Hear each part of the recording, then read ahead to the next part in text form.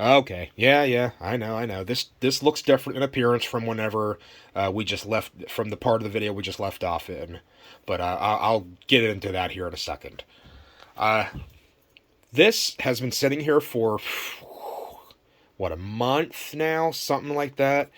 I wanted to make a more like linear update process in this video, but honestly, like after a week, the algae in here was it was about this level. It may have been a little less than what it is right now, but I didn't see any little brine shrimp swimming around in here after a week. So I was like, what the heck is going on? So I did try to record. I thought I recorded this part that I'm going to be talking about, but I cannot find that footage. I don't know if I deleted it or what the heck happened. But you can see down here at the bottom, this wasn't here. Like all this stuff wasn't here whenever I just left off, whenever I got done mixing this up. And obviously, I don't have the air turned on, and I don't have the magnetic stir turned on either. The only thing that is still in this little container is the aquarium heater because it's still quite cold out here during the during the night whenever I don't have the heater on in my shed. Whenever I'm out here, I keep it warm, but whenever I'm not out here, I keep it at like 45 degrees just so I'm not using a ton of electricity. But anyway, the stuff that I put here on the bottom, it's not really all that special. It's like I can just summarize this pretty quickly as to what I did here. It's really easy to see, like especially this part right here. It's just these little decorative glass rocks. They're like squished marbles that you get in the aquarium section at Walmart or any pet store or whatever. You know, it's like $2 for like 2 pounds of it or something, and you just kind of sprinkle that in your aquarium grab. I put these in here because I like the way they look, for one, but also like I wanted to have 3 dimensions in here for things to kind of integrate themselves into, if that makes sense. And you can also probably see rather easily these little black dots here, these smaller black dots. They're not tiny, but they're smaller than the decorative rocks. Those are actually activated carbon that I just got out of this container right here. Once again, this is just activated charcoal that you get from your aquarium section at Walmart or whatever pet store you use. They use that for the filter medium. But I put this in here for a few different purposes, actually. One was to kind of hopefully maybe absorb any potential toxic compounds that might be forming in here that might have been present in any of the chemicals that I used, which I don't think there were, but you never know. I also wanted these smaller particles of carbon in here to act as a bulk carbon source for all of the biodiversity that hopefully will start filling up this container. And the third reason why I added that in, the carbon in, was so that it would fall down to the bottom. Like the activated carbon you can see up here, it floats for quite a long time after you put it in the water, but then after a while it'll absorb enough moisture in the solution to where it will become heavy enough to sink down. And I wanted that activated carbon to kind of go in between the little decorative rocks and kind of lock them into place and just fill up all these big voids so that it's a nice consistent-ish layer of sediment on the bottom for things to bioaccumulate into. And yeah, no, that's actually worked out pretty well. And I did put a couple smaller chunks of limestone that I just got this out of my yard.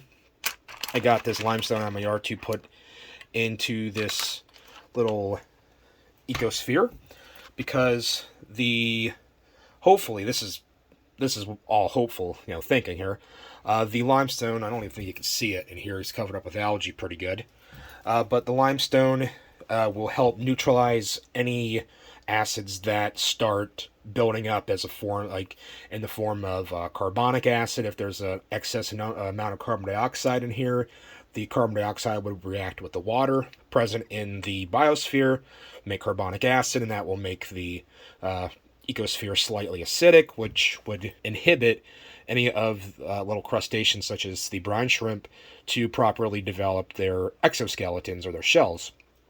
So my hope is with the limestone chunks in here, any carbonic acid or any acids at all will be neutralized by the limestone because limestone is a basic rock. And I don't mean that as in like a plain rock. I mean basic in the pH scale. It neutralizes acids. So hopefully that will help to regulate the pH in this biosphere and keep it at around 8, 8.5, thereabouts, pH. Neutral is fine, but I would rather this be a little alkaline, so 8.5 would be good. I think that's what we left off with whenever I first put this together. I think I took a pH reading, it was like 8.5, something like that. It's been so long, over a month, I can't quite remember, but I think that's what it was. And I think, yeah, you can see them okay. You see right here on top of the heater, like these little, like lighter colored dots than the green.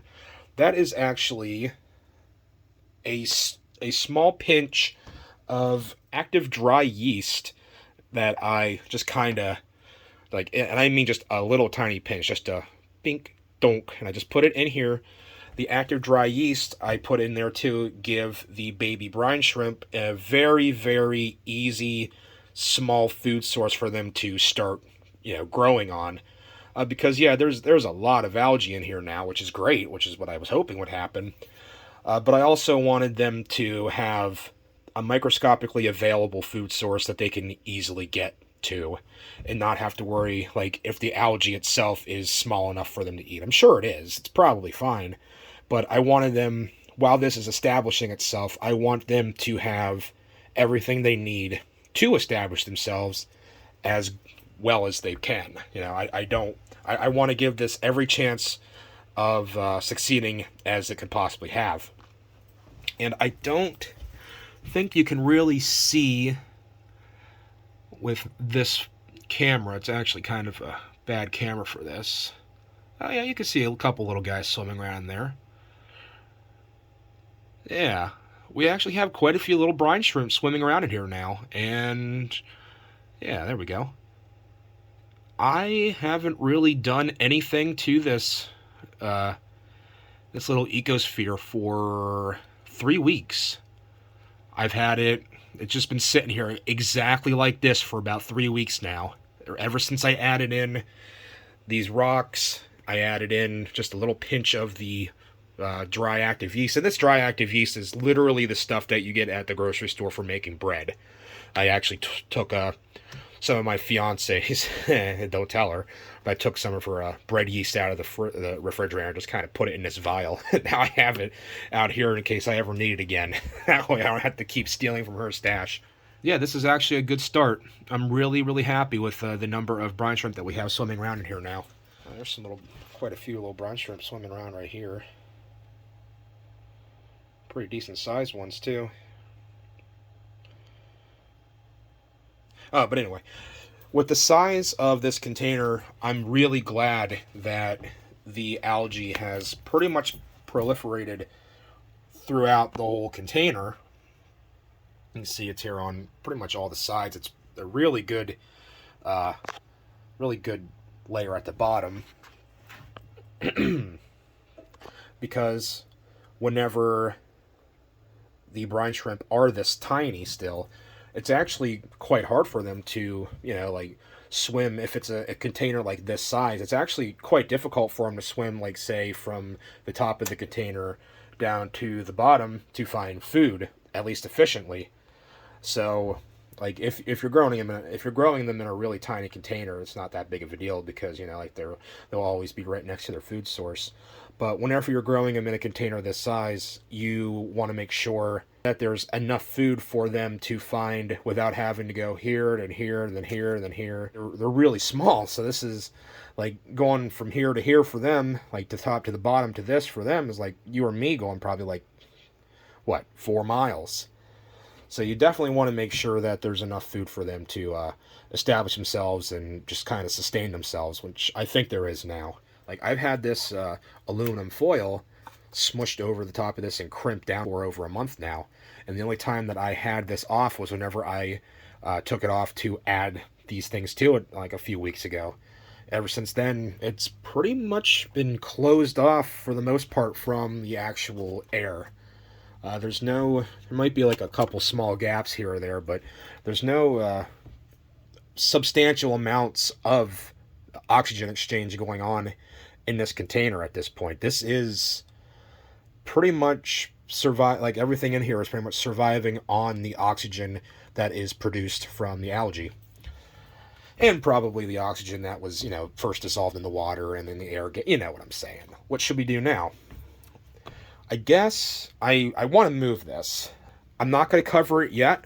I kind of have to keep this little aquarium heater plugged into it until probably at least May or June, because then it'll be warm enough out here all the time without me having to have the heater on for it to not die.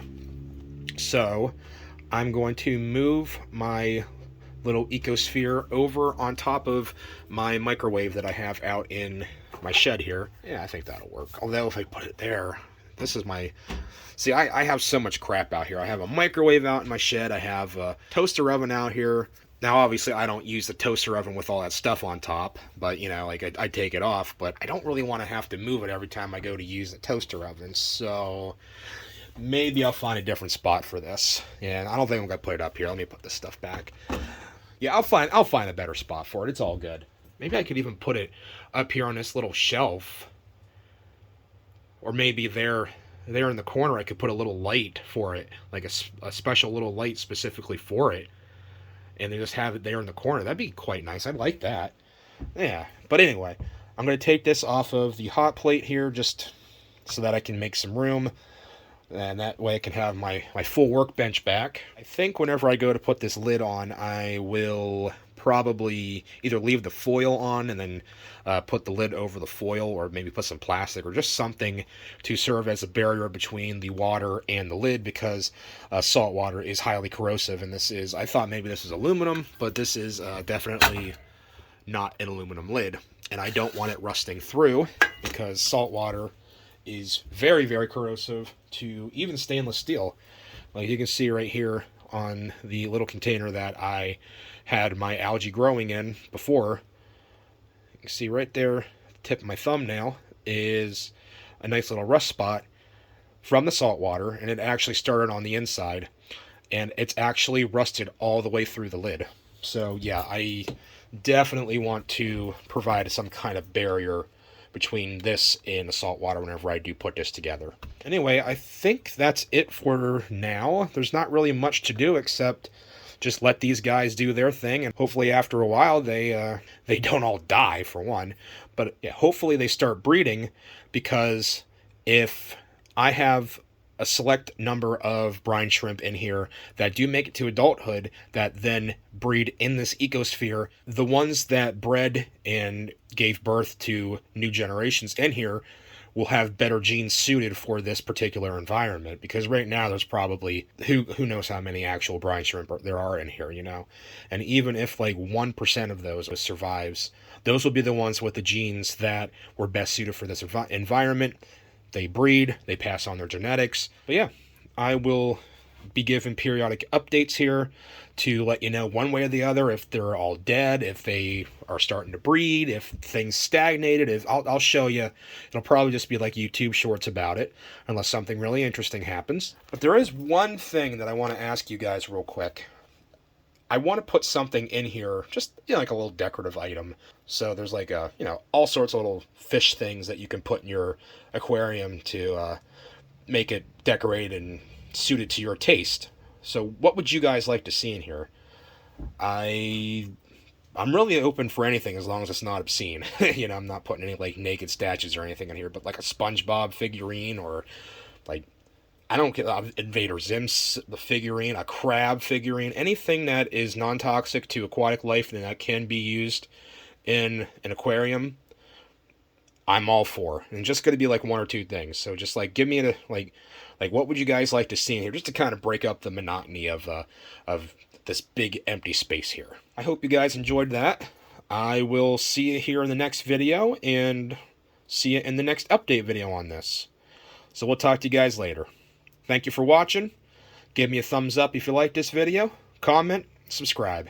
Talk to you later, guys. Bye-bye.